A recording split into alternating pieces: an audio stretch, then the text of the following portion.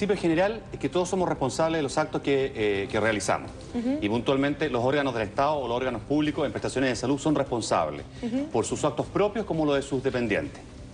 Ese es un primer punto. Luego, ahora en octubre, entra en vigencia la ley o la nueva ley de derechos y deberes del paciente, donde hay una serie de regulaciones para que nosotros tengamos conocimiento y conciencia de nuestros derechos y deberes. Las obligaciones de las entidades de salud a informarle al paciente y a su familia, en el caso de que el paciente no pueda estar en la situación de ser informado, de la real situación. Está también el trabajo de la ficha clínica, que es bastante importante, la privacidad en tu ficha clínica. Y también está el tema de las responsabilidades de los órganos públicos y privados. ¿Y qué pasa con lo que yo planteaba respecto al tema de las enfermedades intrahospitalarias? Porque tú puedes hacer un registro, tú puedes tener un mayor control, puedes tener una mayor fiscalización, que tienen que ocurrir casos como el del jardín en Vitacura, para que la Junji, haciendo un pequeño paréntesis, se comprometa a fiscalizar el 100% de los jardines infantiles como si eso fuera un premio, digamos. Era que no, así debió ser y debe ser siempre igual. Entonces, ¿cómo uno como paciente puede alegar que efectivamente en esa clínica, en ese hospital, llegó por una afección A y terminó con una afección B, C, D y E? Cuando tú creas que ha sucedido un hecho como este, tú tienes el derecho a ser informado de cuál fue el procedimiento. Hay toda la nueva ley dice que debe el médico informar los medicamentos que se tomaron, quiénes fueron los funcionarios que actuaron, desde los enfermeros, el médico, el cirujano, en fin. Puedes pedir todo el protocolo de todas las situaciones, de todo el procedimiento que ingresó. Y tú te puedes hacer asesorar por un tercero, un médico, un especialista, que ver si esos procedimientos son adecuados. Luego también las patologías con las que ingresaste, el tratamiento que se dio cobertura, y luego también si es que ha tenido otra contingencia, ¿a qué se ha debido? ¿Y esa información es así? O sea, yo la pido y se me entrega casi como si yo solicitara informe al Consejo de Transparencia. Así debe ser.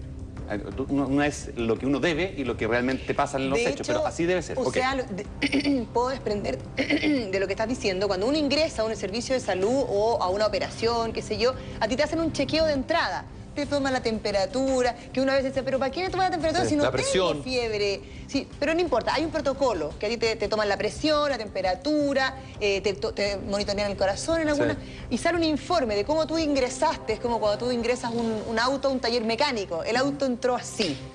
Ese papel o ese informe es vital para poder certificar que yo no entré con tal bacteria o yo no tenía, qué sé yo, otra dolencia asociada, para poder defender un poco ese punto, ¿no? Si es que hay un contagio. Efectivamente. Y si no está, tú tienes el derecho a exigirlo. Hay una responsabilidad también funcionaria del que no cumple, porque la ley hace responsable al médico tratante de informar a solicitud del paciente, y en el caso de que el paciente estuviese con un coma, estuviese imposibilitado, al pariente más cercano. Y puedes pedir que sea este informe por escrito. Cuando tengas mayores dudas, puedes solicitar la ficha clínica.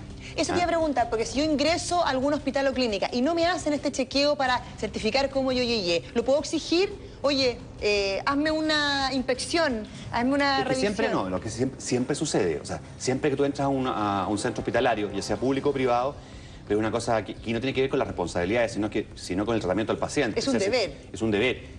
O sea, que ya es algo tan básico que no me puedo imaginar que en una entidad pública o privada no tomen el chequeo del ingreso. Cuando hay mucho colapso, ¿te acuerdas cuando el contagio de la AH1N1? Me tocó ir a un centro asistencial donde no estaban tan colapsados que no había tiempo de hacer ese chequeo. Yo presenté una queja porque me parecía que era insólito. Yo había ido por otro tema, mi hija se había caído de cabeza en un juego.